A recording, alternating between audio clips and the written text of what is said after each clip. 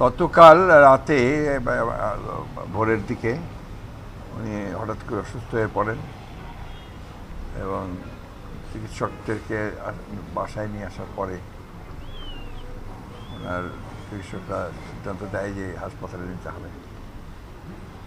ওনার তো অনেক জটিল অসুখ আছে, আমরা বারবার এই বিষয়গুলো জাতির সামনে তুলে ধরেছি,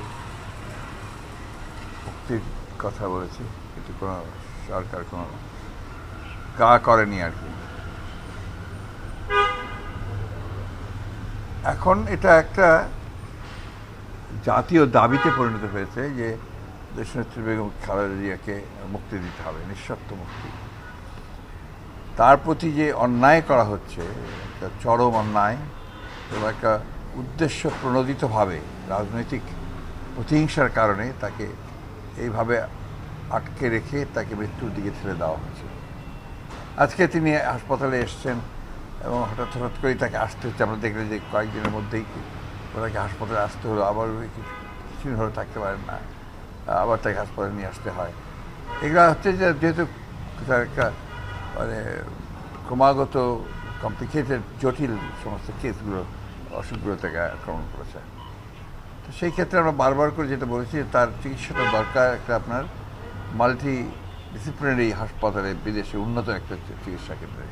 কিন্তু দুর্ভাগ্যজনক হচ্ছে যে এরা একই কারণে, প্রাথমিক প্রতিষ্ঠার কারণে তারা দিচ্ছে না।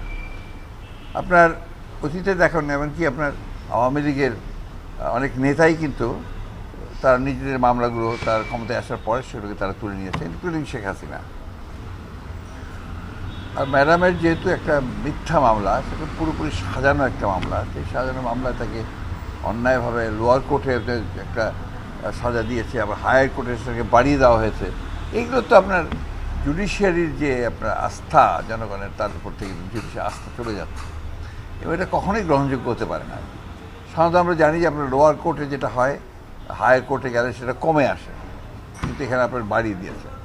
এখন কেন বাড়িয়েছে, কীরকম, এটা খুব পরিষ্কার যে তারা আসলে একটা ভিন্ডিকটিভ ওয়েতে তারা কাজ করছে এবং তাদেরকে তারা রাজনীতি থেকে একদম দূরে সরিয়ে রাখতে চায়।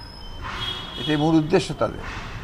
আমরা আবারও বলছি, বারবার করে বলছি, তাকে নিঃশর্ত মুক্তি দিতে হবে এবং তার চিকিৎসার ব্যবস্থাটা আমরাই করব, অন্য কাউকে করার দরকার নেই। সরকারের প্রতি আমরা সে আহ্বান জানাচ্ছি না, তাকে নিঃশর্ত মুক্তি দিতে হবে। সেই আপনারা জানেন যে আমরা দাবিতে আন্দোলন করেছি, ভবিষ্যতে আরও আন্দোলন হবে। আমরা চেষ্টা করব, আমাদের পক্ষে যতটুকু ক্ষমতা আছে, শক্তি আছে, আমরা সেই চেষ্টা করব। দেশের যে মূল সমস্যাটা, সেটাকে ডাইভার্ট করার জন্য এই ধরনের আন্দোলনকে তৈরি করা হচ্ছে, এটা আমরা একদিক থেকে দেখি। তো ছেলেদের যে দাবি, এই দাবি সরাসরি আমরা বলেছি আমরা সমর্থন করি। এটা অত্যন্ত যৌক্তিক দাবি, এটাকে আপনার অযৌক্তিক বলার কোনো কারণ নেই।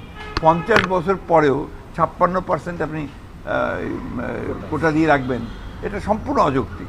ওইখানে যেটা হচ্ছে, মেধার যে বিকাশ সেটা একদমই হচ্ছে না। অর্থাৎ মেধা দিয়ে আপনি অ্যাডমিনিস্ট্রেশন, আপনার অন্যান্য জায়গাগুলোতে আপনি নিতে পারছেন না। একটা বড় ক্ষতি হয়ে গেছে সেগুলো।